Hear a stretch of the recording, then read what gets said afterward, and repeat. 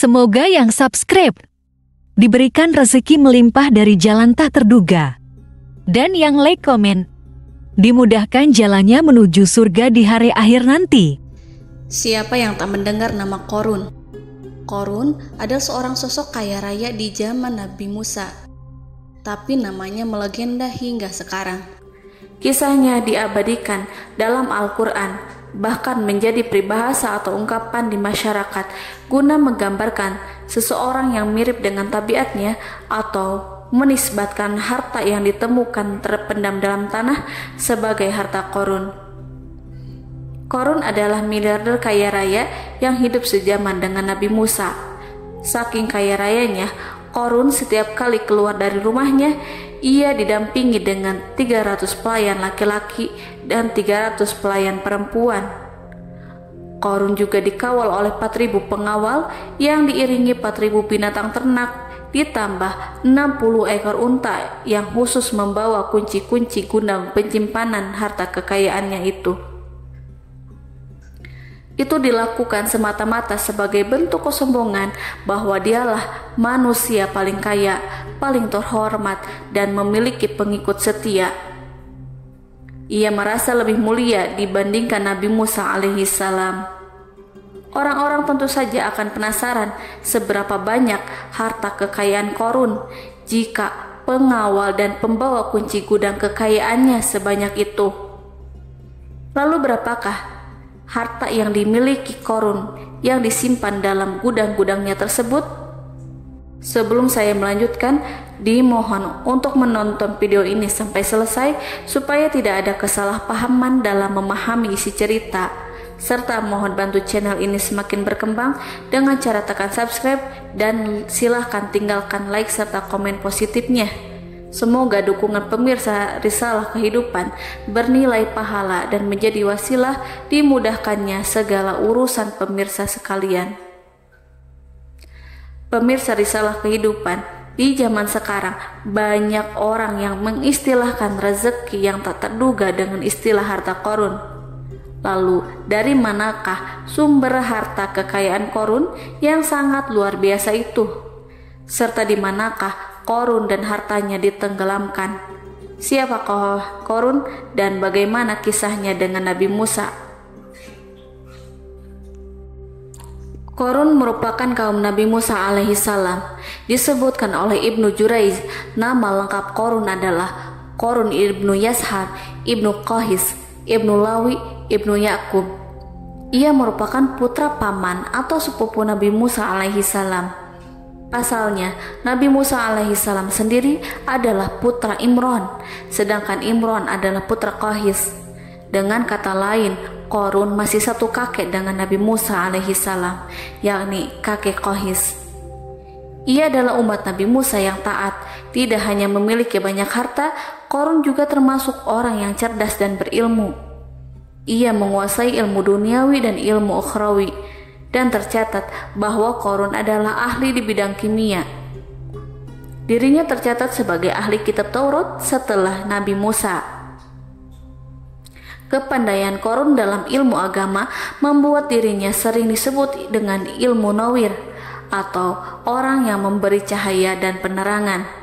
Suaranya terkenal merdu dalam membaca kitab Taurat. Selain itu, Qorun juga lihai dalam berbisnis.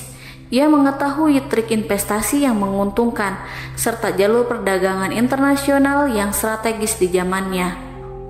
Kekayaan Qorun begitu banyak sebagaimana tercatat dalam surat Al-Qasas ayat 76. Sesungguhnya Qorun termasuk kaum Musa, tetapi dia berlaku aniaya terhadap mereka. Kami telah menganugerahkan kepadanya pembendaharaan harta yang kunci-kuncinya sungguh berat dipikul oleh sejumlah orang-orang yang kuat. Dalam riwayat Khaisamah disebutkan, untuk mengangkut kunci gudang kekayaan Qorun dibutuhkan 60 bigol atau sejenis kuda kecil. Ukuran kuncinya sebesar jari, bahannya terbuat dari kulit dan setiap kunci digunakan untuk satu gudang. Maka keluarlah Qorun kepada kaumnya dalam kemegahannya. Para ulama tafsir menjelaskan Qorun keluar dengan baju mewah diiringi dengan 300 gadis berbaju merah dan 4.000 kendaraan kuda. Tak heran iring-iringan Qarun itu mengundang decak kagum mereka yang gandrung terhadap harta kekayaan. Sebagaimana yang terekam dalam Al-Quran, moga-moga kiranya kita mempunyai seperti apa yang telah diberikan kepada Qarun. Sesungguhnya ia benar-benar mempunyai keberuntungan yang besar. Quran Surat Al-Qasas ayat 79. Namun tak sedikit kaumnya yang mengingatkan, dan ingatlah ketika kaumnya berkata, janganlah engkau terlalu bangga. Sesungguhnya Allah tidak menyukai orang-orang yang terlalu membanggakan diri atau disebut farihin. Sebagian ulama menafsirkan istilah farihin di sana juga berarti takabur atau zolim, berbuat kerusakan, arogan, dan tidak mau bersyukur terhadap nikmat. Qarun dikisahkan memiliki ribuan gudang yang berisikan emas dan perak. Bila keluar rumah, Qarun selalu berpakaian mewah dan dikawal oleh 600 pelayan. Ia diiringi 4.000 ekor kuda dan 60 ekor unta yang membawa kunci-kunci gudang kekayaannya. Namun sayang seribu sayang, Qarun kemudian membangkang pada Nabi Musa dan menjadi pengikut setia Fir'aun. Mengenai dari mana asal-usul kekayaan Qarun, ada beberapa riwayat yang memberitakan tentang asal-usul kekayaan Qarun tersebut. Sumber pertama menyebutkan bahwa jauh sebelum memiliki kekayaan, Qarun hanyalah seorang lelaki miskin yang tidak mampu menafkahi keluarganya sendiri. Anaknya sangat banyak. Lalu, suatu hari ketika Qarun datang kepada Nabi Musa, ia meminta Nabi Musa alaihissalam untuk mendoakannya agar Allah memberikan harta benda yang banyak. Qarun juga meminta Nabi Musa mengajarinya ilmu kimia dan ilmu-ilmu kehidupan lainnya. Qarun dikenal sebagai orang yang soleh dan mengikuti ajaran Ibrahim dengan baik, sehingga tanpa pikir panjang Nabi Musa alaihissalam menyetujui permintaannya. Allah Subhanahu wa Ta'ala mengabulkan doa Nabi Musa. Qarun diberikan kecerdasan luar biasa dan menguasai ilmu yang telah diajarkan kepadanya. Qarun menguasai teori dan praktik pembuatan emas permata dan beragam perhiasan mewah lainnya. Ia juga pakar dalam ilmu arsitektur, rancangan bangunan, penataan kota, dan lain sebagainya. Tidak lama setelah itu, hidupnya berubah. Qarun pun hidup dengan bergelimbang harta. Ribuan gudang yang dimilikinya penuh dengan emas dan perak. Namun sayangnya, keberuntungan yang didapatkannya membuatnya gelap mata. Qarun mulai hidup dengan penuh pamer, keangkuhan, dan penuh kesombongan. Kekayaan yang telah diberikan oleh Allah Subhanahu wa Ta'ala membuatnya lupa dengan Sang Maha Pemberi. Qarun merasa lebih terhormat dan mulia dibandingkan Nabi Musa. Ia pun akhirnya membelot dan durhaka pada Nabi Musa. Ia mengingkari janji-janjinya dahulu dan beralih menjadi pengikut Fir'aun yang setia. Loyalitas Qarun terhadap Fir'aun membuatnya diangkat menjadi kepala mandor yang membawahi ribuan pekerja. Dikisahkan bahwa Qarun bersikap semena-mena terhadap para pekerja. Ia tega memotong upah mereka. Ia melakukan korupsi demi membangun istana dan kemegahannya sendiri, dan untuk membangun gudang-gudang penyimpanan harta yang telah ia kumpulkan jauh-jauh hari. Ketika datang perintah zakat, Nabi Musa alaihissalam pergi menemui Qarun dan memerintahkannya mengeluarkan zakat sebesar 1 dinar dari setiap 1000 dinar, 1 dirham dari setiap 1000 dirham, 1 kambing dari setiap 1000 kambing, dan seterusnya. Setelah Qarun menghitung seluruh hartanya, ternyata jumlah zakatnya sangat besar. Kekikirannya pun mulai menghalangi hatinya untuk mengeluarkan zakat. Qarun enggan membayar zakat ketika Nabi Musa alaihissalam menagih zakat yang diperintahkan oleh Allah untuk ditunaikannya. Ketika Qarun diminta zakat, ia langsung marah dan tidak memberikan sedikit pun kekayaannya.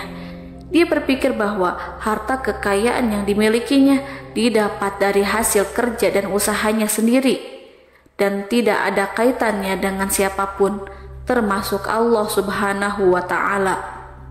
Janji Qorun untuk lebih taat beribadah dan membantu sesama jika diberi kekayaan oleh Allah dilupakannya. Dia mempergunakan kekayaannya tersebut dalam kesesatan, kezaliman, dan permusuhan, sehingga membuatnya menjadi sombong dan terlena.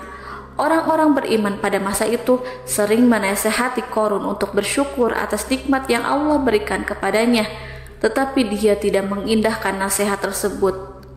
Dari sikapnya tersebut sudah jelas bahwa Qorun tidak membutuhkan nasihat kebenaran, bahkan merasa tidak takut dengan ancaman Allah, sebab Qorun merasa sudah memiliki segalanya.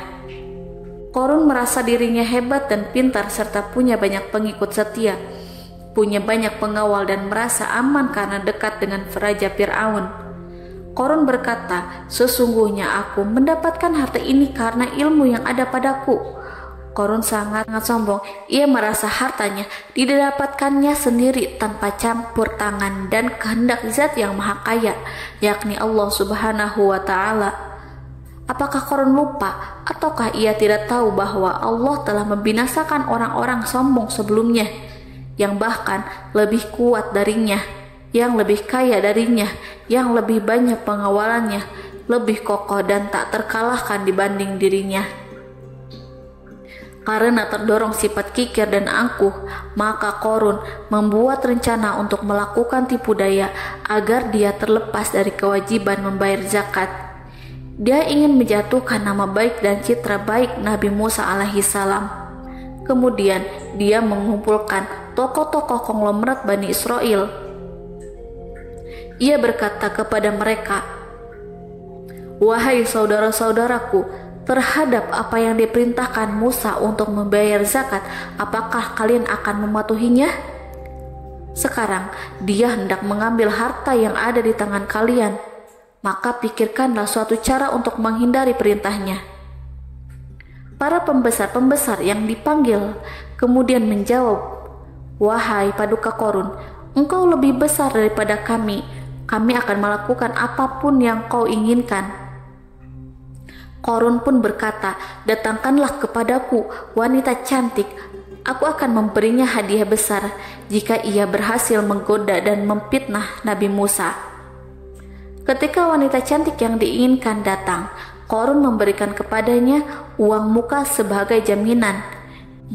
Ia akan membayarkan seluruh yang dijanjikan ketika berhasil menjalankan misinya. Bukan hanya itu, Qorun pun berjanji akan menjadikan wanita ini sebagai istrinya. Dan keesokan harinya, Qorun mengumpulkan Bani Israel. Setelah itu, Qorun menghadap kepada Nabi Musa seraya berkata, "Orang-orang menanti kedatangan Anda, sampaikanlah saran dan nasihat kepada mereka." Nabi Musa kemudian keluar dari rumahnya. Ia mulai menyampaikan nasihat pada umatnya. Di antara nasihatnya, beliau berkata, "Barang siapa yang mencuri, aku akan memotong tangannya. Barang siapa yang memfitnah, aku akan mencambuknya sebanyak 70 kali. Barang siapa yang tidak mempunyai istri dan dia berbuat zina, maka aku akan mencambuknya sebanyak 70 kali. Adapun barang siapa yang memiliki istri dan dia berbuat zina, aku akan rajam dia sampai mati." Qorun kemudian berkata, "Apakah ini juga berlaku untuk Anda jika Anda sendiri yang berbuat zina? Apakah Anda akan menerima hukumannya?" Kemudian Nabi Musa menjawab, "Ya, meskipun saya sendiri yang melakukannya." Maka kemudian Qorun memanggil wanita yang telah dibayarnya. Wanita itu berdiri di depan Nabi Musa dan Bani Israel yang telah berkumpul. Dia mengaku sedang hamil karena telah berhubungan badan dengan Nabi Musa. Maka marahlah Nabi Musa atas fitnah kejam yang diarahkan kepadanya. Kemudian Nabi Musa melakukan sholat 2 rakaat, lalu mendatangi wanita itu dan menyumpahnya agar mengatakan siapa yang menyuruhnya. Wanita itu menjadi ketakutan. Ia gemetar di depan Nabi Musa dan dia mengaku bahwa yang menyuruhnya adalah Qorun. Lalu wanita itu bertaubat dan meminta maaf kepada Nabi Musa. Seketika Nabi Musa bersujud seraya berdoa kepada Allah untuk menimpakan azab kepada Qarun. Allah memberi wahyu kepada Nabi Musa bahwa bumi telah dijadikan tunduk kepada perintah Nabi Musa. Kemudian Nabi Musa berkata kepada bumi, "Wahai bumi, telanlah Qarun beserta kekayaannya, habiskanlah semua." Kala itu Allah menurunkan wahyu kepada Nabi Musa alaihissalam untuk memerintah bumi apapun yang diinginkannya. Begitu Nabi Musa alaihissalam datang dengan wajah sangat marah, barulah Qarun merajuk, "Wahai Musa, sayangilah aku." Sementara Nabi Musa alaihissalam tak bergeming. Beliau lantas berkata pada bumi, "Wahai bumi, ambillah mereka." Seketika rumah Qarun mulai bergetar. Qarun dan antek-anteknya mulai dibenamkan hingga bagian lututnya. Rumahnya ikut turun sedalam lutut. Qarun kembali merajuk, "Sayangilah aku Musa." Rumahnya kembali berguncang. Kini Qarun dan kawan-kawannya kembali terbenam hingga bagian pusar. Demikian pula rumahnya. Qarun terus merajuk, "Wahai Musa, sayangilah aku." Sementara Nabi Musa alaihissalam kembali meminta bumi, "Wahai bumi, ambillah mereka." Rumah Qarun berguncang lagi, sementara Qarun dan kawan-kawannya terus terbenam hingga bagian tenggorokannya. Demikian pula rumahnya. Qarun lagi-lagi menjerit, "Wahai Musa, sayangilah aku." Namun Nabi Musa alaihissalam tak bergeming. Beliau terus meminta bumi menelannya, hingga akhirnya Qarun dan kawan-kawannya hilang seluruhnya ditelan bumi. Tak lama setelah itu, Allah pun berkata, "Wahai Musa, apa yang membuatmu bersikap demikian? Padahal demi kemuliaanku, andai dia Qarun berdoa kepadaku, niscaya aku akan rahmati. Maka kami benamkan dia beserta rumahnya ke dalam bumi, maka tidak ada baginya satu golongan pun yang akan menolongnya selain Allah, dan dia tidak termasuk orang-orang yang dapat membela diri." Quran Surat Al-Qasas ayat 81. Lalu di manakah lokasi ditenggelamkannya Qarun beserta harta bendanya? Konon berdasarkan kepercayaan beberapa masyarakat setempat, Qarun ditenggelamkan di sekitar sungai atau danau Moris yang terletak di kota Fayum, negara Mesir. Qarun konon mendirikan istana, dan di tempat itu pula ia ditenggelamkan. Dahulu Qarun berkeinginan membangun sebuah istana, namun tidak diizinkan oleh Fir'aun jika istana itu dibangun di samping istana Fir'aun. Terlebih Qarun juga tidak ingin membangun istana di tengah pemukiman Bani Israel yang terletak di tanah Jasan. Fir'aun pun memberikan tanah di wilayah Fayum.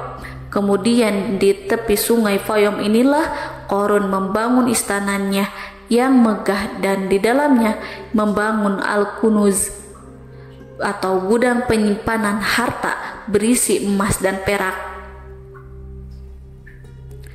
Salah satu bukti arkeologis yang dapat dijumpai di lokasi tersebut adalah runtuhan bangunan yang diduga sebagai tempat tinggal Qarun yang berjarak sekitar 2 km dari Danau Qarun. Menurut beberapa sumber, bangunan yang masih berdiri kokoh tersebut adalah benteng yang dibangun oleh Qarun. Namun, ada juga yang mengatakan bahwa bangunan tersebut adalah tempat tinggalnya. Wallahu a'lam bishawab.